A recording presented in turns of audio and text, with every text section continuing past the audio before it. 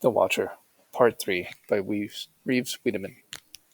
While Maria looks back fondly on her childhood, she was born a few years after Westfield resident John List infamously murdered his wife, mother, and three children in their home, and remembers a period when she and other kids were warned to look out for a strange van driving around town. My mother always told me don't have a false sense of security, she said. It wasn't that bad things were on all the time. It was that bad things happen everywhere. She didn't want me to think that this is Mayberry. Many locals I spoke to did seem more concerned that the national press might ruin Westfield's good name.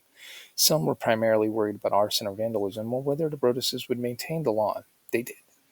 Mark Logrippo, the neighborhood's representative on the Westfield Town Council, told me the primary concern he heard from residents was that they were worried about their property value and the stigma of the neighborhood. The Broadduses were suddenly outcast, not only from their home, but also their town. Derek wanted to leave Westfield, but Maria insisted on not uprooting her kids. This person took so much from us, Maria told me. I wouldn't let him take more. 2 years after Watcher's letters arrived, Burtis borrowed money from family members to buy a second home in Westfield using an LLC to keep the location private. But staying in town was stressful. The first time Maria let her daughter go to the pool with friends, she stared at the tracker on her daughter's iPhone the whole time. One of their kids was in language arts class when the teacher led a debate about whether the family in a book they were reading should move to Westfield. The class thought they should, in part because of how safe it was. After one of the kids told the Brodus' child, my parents told me that no matter what your family says, Westfield is safe. Meanwhile, the Broduses still had to figure out what to do with 657 Boulevard. Their lawsuit was pending, but seemed unlikely to succeed. Some states require sellers to disclose transient social conditions like murders or possible hauntings. In a 1991 case involving an allegedly ghost-filled house, a New York court ruled that as a matter of law, the house is haunted, but New Jersey had no such regulation. A judge later dismissed the lawsuit. The Woods, through their attorney, declined to comment for this story. Derek looked into renting the house into the Department of Veteran Affairs, and a company that runs halfway homes. In the spring of 2016, they put 657 back on the market, hoping it would garner more interest given how many people had reacted to the letters by saying they would have ignored them and just moved in. The Brothers had a well-attended open house, after which Derek and Maria spent hours researching every person who signed in and comparing their handwriting to the Watchers. But each time the potential buyer expressed interest and met with the Brothers' lawyer to read the letters, they backed out. Some cocky guy from Staten Island said, I'm going to get a house at a discount. Derek recalled he read the letter, and we've never hear from him again. Feeling as if they were out of options, the Brothers' real estate lawyer proposed an idea: sell the house to a developer who could tear it down and split the property into two sellable homes. They thought they could get $1 million for the lot. Subdivisions like this had become common in Westfield. Much to the chagrin of many locals, the 657 was one of the neighborhood's largest lots. Even so, dividing it would require the Westfield Planning Board to grant an exception. The two smaller lots would be 67.4 and 67.6 feet wide, just shy of the mandated 70 feet. When the proposal was publicly announced, Westfield's Facebook groups lit up. Some expressed sympathy for the Broduses, while others pointed out real estate is always a gamble. Another faction was convinced this was the culmination of long con. Out of this whole scam artist story, there ends up being nothing more disturbing than this move.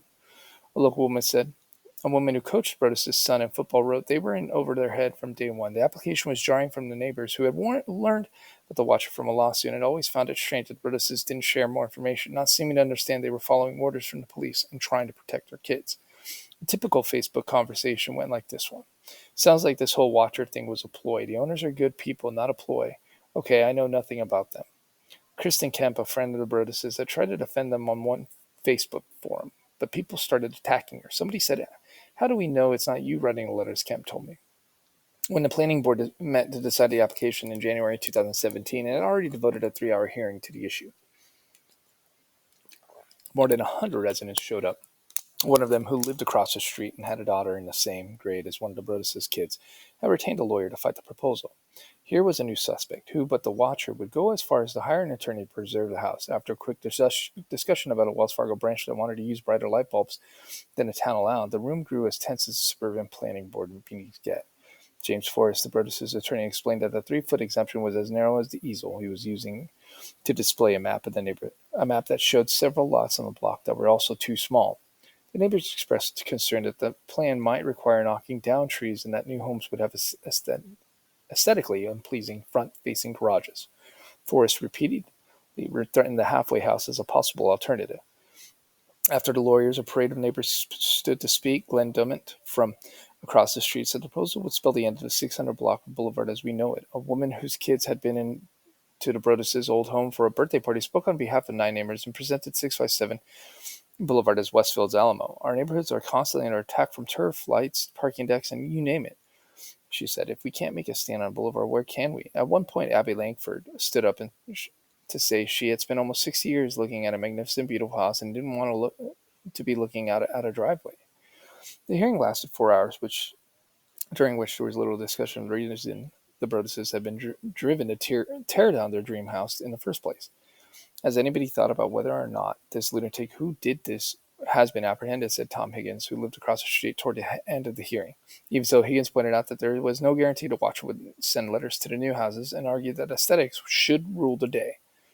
Putting up two houses there is going to stick out like an old client of mine in Texas told me, Higgins said. It's going to stick out like a doll's balls. While some of the neighbors expressed compassion, their focus remained on what the Broadduses stood to gain financially and what they themselves might lose. At 11:30 p.m., the board unanimously rejected the proposal. A New Jersey judge later denied the Broadduses' appeal of the decision. Derek and Maria were distraught. Even if the plan had gone through, it would have only stanched their financial bleeding.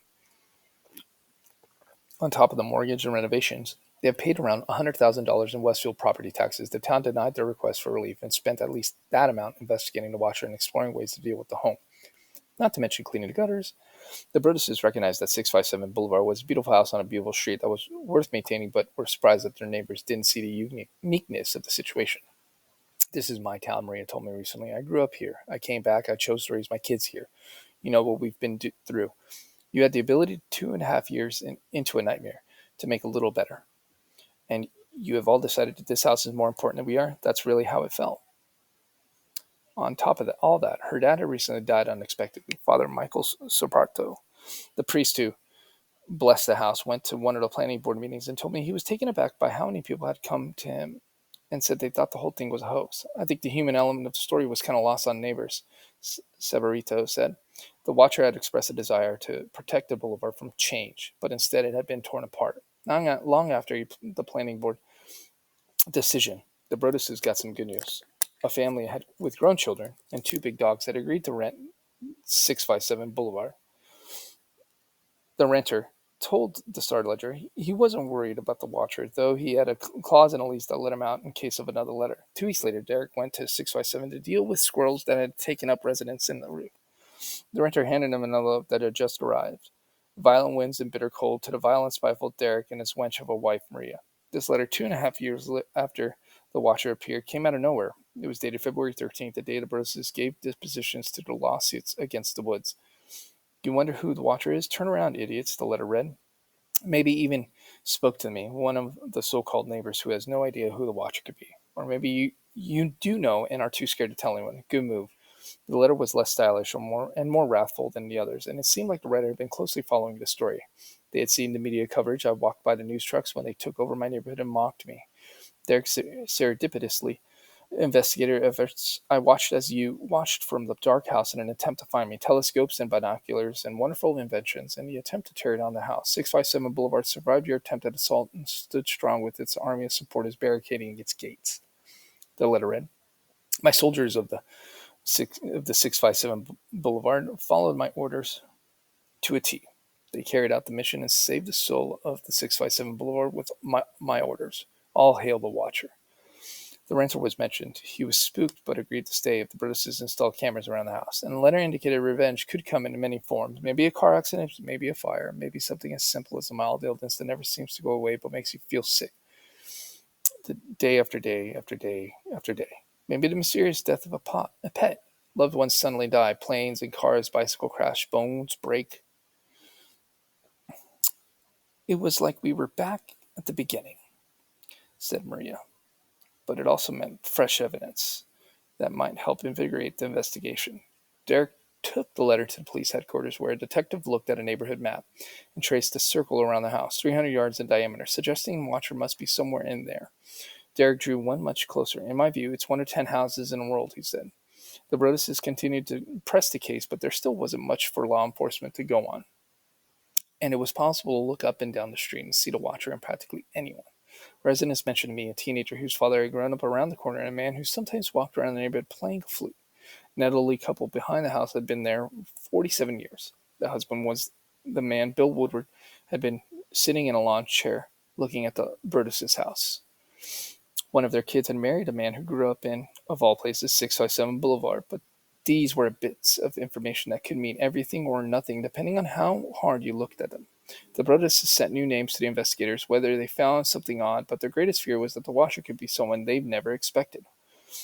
One day last spring, Derek picked me up at the Westfield train station. We drove past 657 Boulevard, which he and Maria try to avoid unless they have to pick up the tax bill. It's all beautiful trees and beautiful houses, but all I feel is anxious, Derek says. Sometimes I wake up in the middle of the night thinking, what would my life be like if this didn't happen? We lost Christmas a couple of times, and you don't get that back. Christmas with a 5-year-old. The Broadduses no longer live in an ever-present fear that the watcher might strike at any moment, but they continue to deal with lingering effects from letters. They have a new tenant at 657, but the rent doesn't cover the mortgage.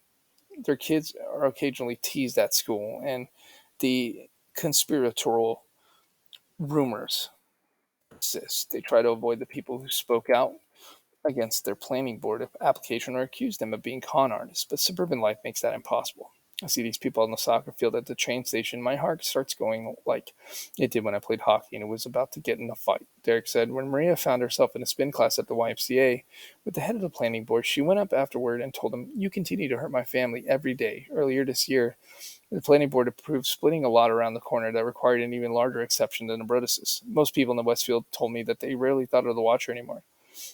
The real estate market was doing fine, for one, and many were surprised to find out the Broadduses were still dealing with the problem. Hindsight made Derek and Maria wonder if they should have sold the house at a loss early on, and 657 Boulevard conjured too much emotional pain for them to ever consider moving in. They hoped that a few years of renting the place without incident will help them sell it. The prosecutor's office was continuing its investigation, but the Broadduses knew it was unlikely to watch whatever be caught. The legal punishment would likely be minimal. The watcher was also no longer the only person sending anonymous letters in Westfield. Last Christmas Eve, several families received an envelope in their mailboxes. They'd been delivered by hand to the homes of people who had been the most vocal in criticizing Broadduses online. One of them, who lived a few blocks down on the boulevard, had written on Facebook, I wish we could go back to the days of tar and feathers. I have just the couple in mind. Another family who got the letter told me it was weirdly poetic as the watchers had been, and that it's accused the families of speculating inaccurately about the Broadduses. It included several stories about recent acts of domestic terrorism, which signs of brewing mental illness had gone unnoticed. Type letters were signed Friends of the Broaddus Family. The letter writer had clearly been infected not only with the watcher's penchant for anonymous notes, but also simmering resentment, one that had snaked its way through Westfield, making enemies of neighbors. The people who received the letters didn't know who sent them, but the tone had a familiar ring to me. When I asked Derek Broaddus whether he had written them, he paused for a moment, then admitted he had. He wasn't proud of it. He hadn't even told his wife, and said that they were only the anonymous letters he'd written, but he had felt driven to his wits' end, fed up with watching silently as people threw accusations at his family based on practically nothing. One of the people who received the letter told me they had never met the Broadduses and had no interest in doing so. The watcher had been obsessed with 657 Boulevard, and Derek in turn had become obsessed with the watcher. And everything the letters had set in motion, it's like cancer, he told me. We think about it every day. Sitting at the Westfield train station, Derek handed me the phone so I could read the fourth letter. You are despised by the house, it read, and the watcher won.